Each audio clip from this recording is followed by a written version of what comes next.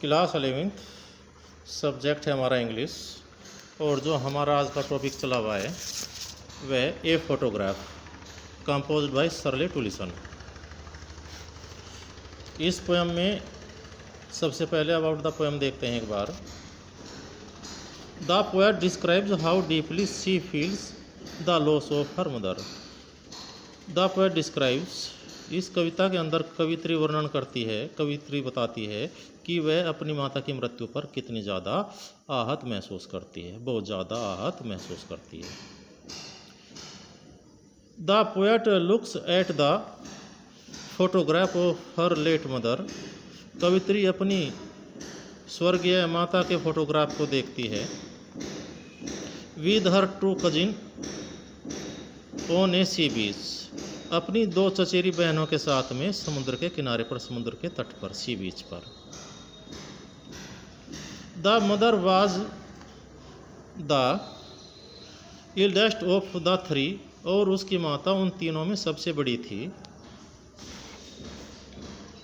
12 years old, 12 वर्ष की। And had a lovely face, और एक सुंदर चेहरे वाली, और उसकी माता का एक सुंदर चेहरा था। The mother happen to see her photo after a time gap of some 20-30 years, और उसकी माता को अपने फ़ोटो को देखने का मौका मिलता है लगभग 20-30 वर्ष के बाद। लगभग 20-30 वर्ष के बाद में उसकी माता अपने फोटोग्राफ को देखती है।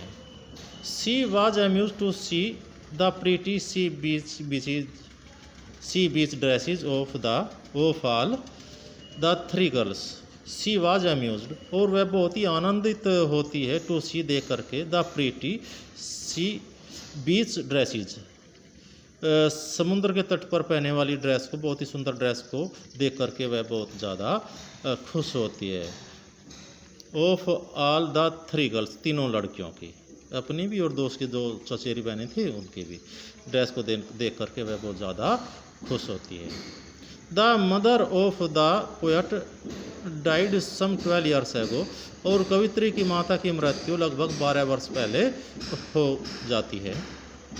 The poet has faced only blank silence after the mother's death, और कवित्री केवल एक खाली या अंधकार युक्त खामोशी को, शून्यता को महसूस करती है अपनी माता की मृत्यु के बाद में।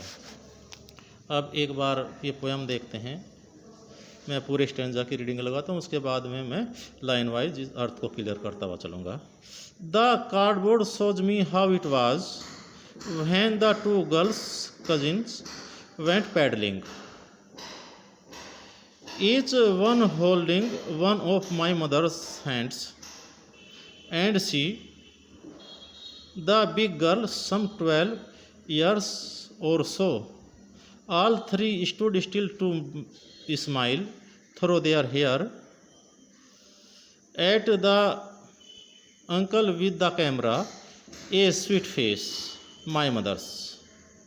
That was before I was born, and the sea, which appears to have changed less, washed their terribly transient feet. एक बार इसका अर्थ और देखते हैं। The cardboard shows me how it was. Cardboard पर कवित्री की माता की तस्वीर लगी हुई है, और कार्डबोर्ड को देखता है। कार्डबोर्ड देख करके कवित्री कहती है कि the cardboard shows me, cardboard मुझे दिखाता है, हाउ इट वाज, कि यह किस प्रकार का था, यह फोटोग्राफ किस प्रकार का था। कार्डबोर्ड से पता चलता है, कार्डबोर्ड को देख करके कवित्री को पता चलता है कि उसकी माता की फ़ोटो किस प्रकार की थी, हाउ इट वाज, यह कैसी थी। When the two girl cousins went paddling, जब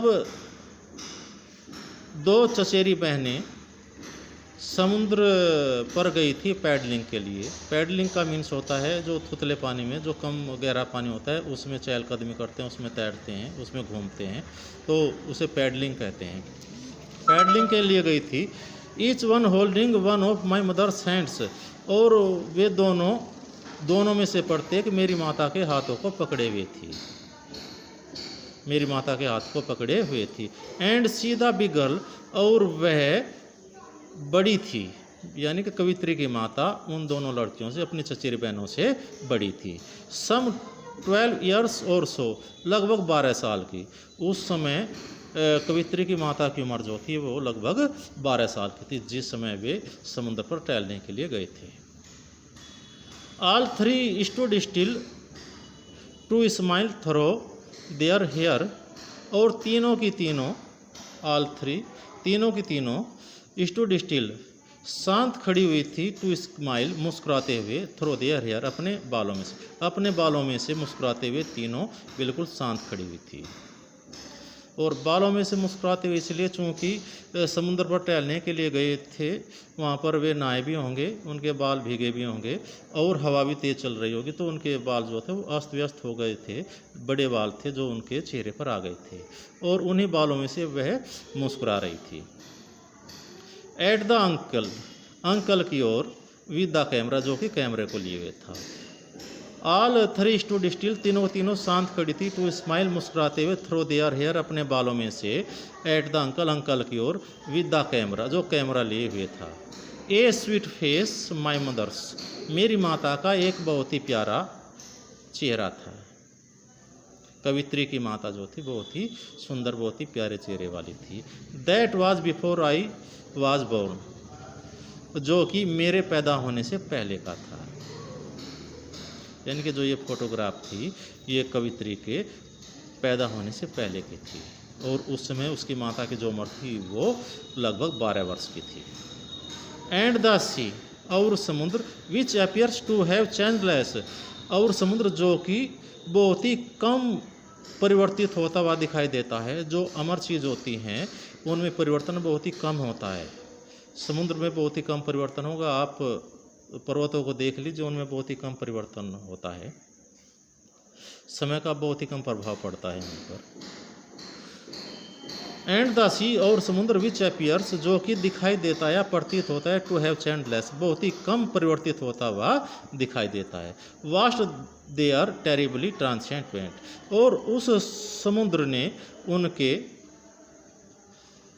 टेरिबली ट्रांसिएंट, बहुत ज़्यादा है नहीं, बुरी तरह से अस्थायी पैरों को धो दिया है। जो पैरों के निशान थे, रेत पर पैरों के निशान हुए होंगे, वे समुद्र ने धो दिए। यानी कि समुद्र में और तो सब चीज़ें मिलती हैं, जिस तरह था उसी तरह का समुद्र है, किंतु जो उस समय उसकी माता के और उसकी माता की चचेरी बहनों के जो पैरों के निशान हुए होंगे वे समाप्त हो चुके हैं, उनको समुद्र धो चुका है।